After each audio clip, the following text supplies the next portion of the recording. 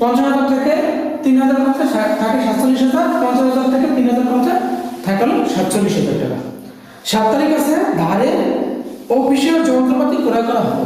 ধারে অফিসের যন্ত্রপাতি ক্রয় করা হয়েছে, আমার কাছে এসেছে যন্ত্রপাতি, তার জন্য যন্ত্রপাতি হিসাব ডেবিট। আর আমার কাছ থেকে টাকা দেওয়ার কথা ছিল কিন্তু টাকা যায়নি, আমি ধারে ক্রয় করছি, ক্রয়ের সাথে থাকে পাওনাদার, তাহলে পাওনাদার আমার দায় বৃদ্ধি পেয়েছে, মানে পাওনাদার বৃদ্ধি পেয়েছে। যাবে হলো যন্ত্রপাতি হিসাব ডেবিট, পাওনাদার হিসাব ক্রেডিট। যন্ত্রপাতির একটা ঘর আছে আর পাওনাদারের একটা ঘর আছে, লেখা 7 তারিখ যাওয়াটা ছিল যন্ত্রপাতি হিসাব ডেবিট 15,000 টাকা, লেখো 15,000 টাকা। আর পাওনাদার হিসাব লেখো 15,000 টাকা। যাবেটা ছিল যন্ত্রপাতি হিসাব ডেবিট, পাওনাদার হিসাব ক্রেডিট।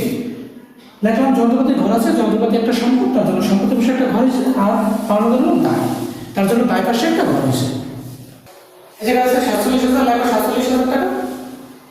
এটা আছে 15,000 টাকা, 15,000 লেখো সমান। এটা আছে 15,000 টাকা, লেখো 15,000 টাকা। আর এটা আছে 47,000 টাকা, লেখো 47,000